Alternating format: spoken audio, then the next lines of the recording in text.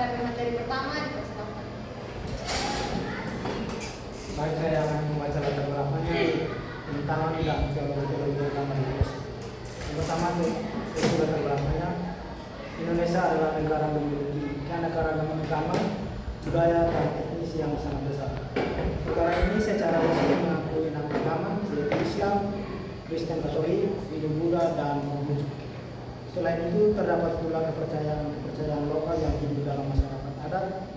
Dalam konteks keragaman, ini penting untuk mengembangkan suatu pendekatan teologis yang mampu untuk menjembatani hubungan antara umat beragama secara damai dan saling menghargai.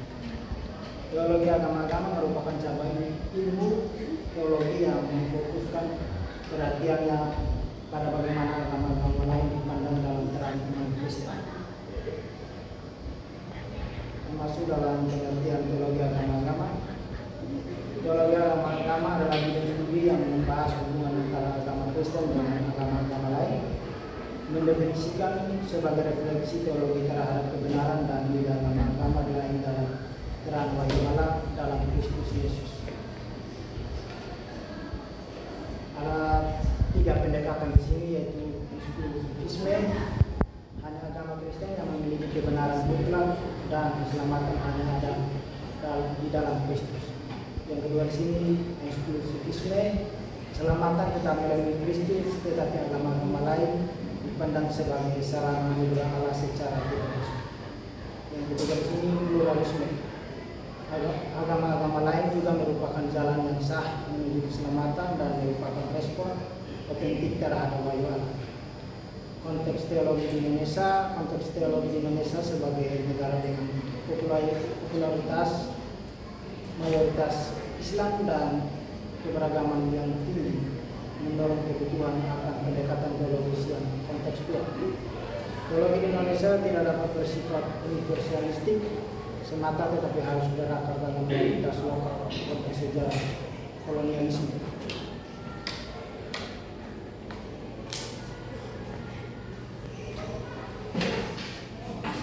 Baik, saya melanjutkan materi tentang perkembangan teologi agama-agama di Indonesia.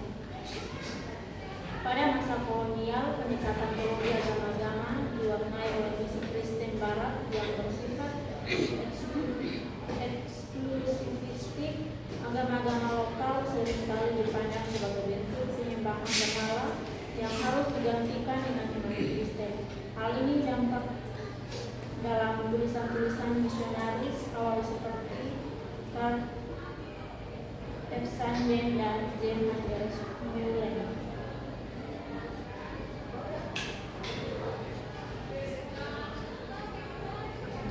Perkembangan teologi agama-agama pada masing-masing agama di Indonesia. Yang pertama, Islam. Islam sebagai agama mayoritas di Indonesia memiliki perkembangan teologi yang sangat dinamis. Pada masa awal perkembangan Islam di Nusantara, corak teologi yang berkembang cenderung inklusif dan akomodatif terhadap budaya lokal. Yang kedua, Kristen dan Katolik. Perkembangan teologi Kristen dan Katolik di Indonesia juga memiliki dinamika yang khas. Pada masa kolonial, teologi Kristen dan Katolik di Indonesia sangat dipengaruhi oleh misionaris Eropa yang membawa pemahaman teologis dari negara asal mereka. Yang ketiga, Hindu. Perkembangan teologi Hindu di Indonesia memiliki keunikan tersendiri karena proses adaptasi dengan budaya lokal yang sudah berlangsung sejak lama. Yang keempat, Buddha.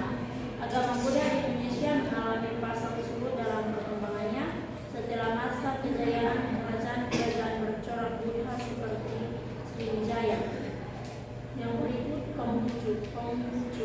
Konghucu memiliki sejarah yang unik di Indonesia, terutama terkait dengan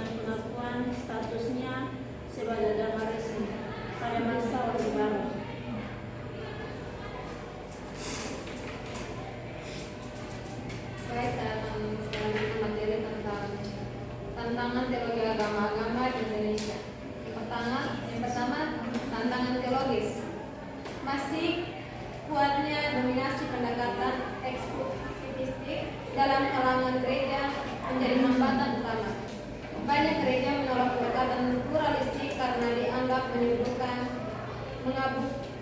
mengaburkan kebenaran Injil dan bahkan pendekatan institusi pun sering dicurigai sebagai kompromi iman. Kemudian yang kedua, tantangan sosial politik. Isu intoleransi, politisasi agama, dan konflik antar umat beragama menjadi penghambat dialog antar agama.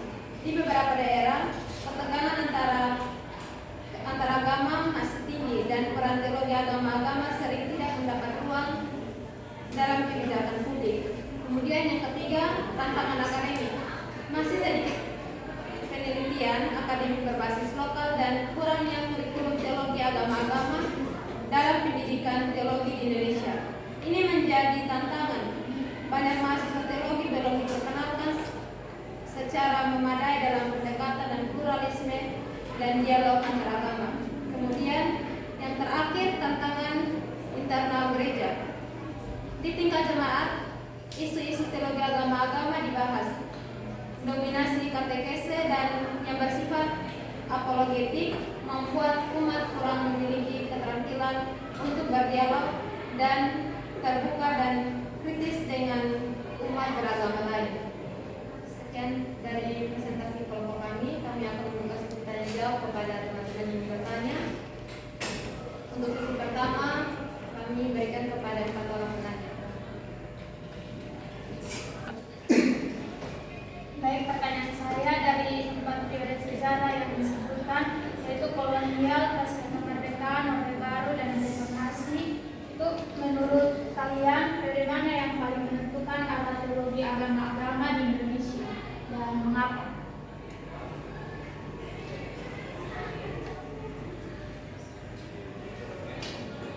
Baik, saya akan menjawab pertanyaan dari Kak Samri.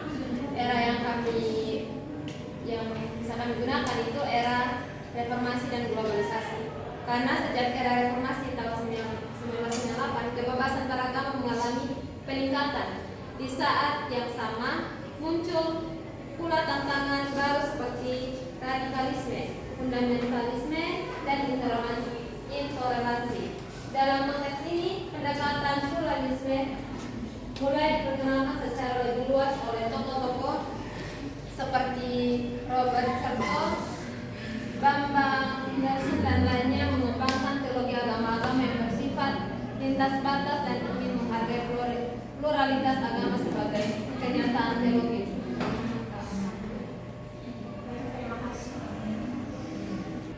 Baik, jika masih ada pertanyaan dari teman-teman, kita silakan.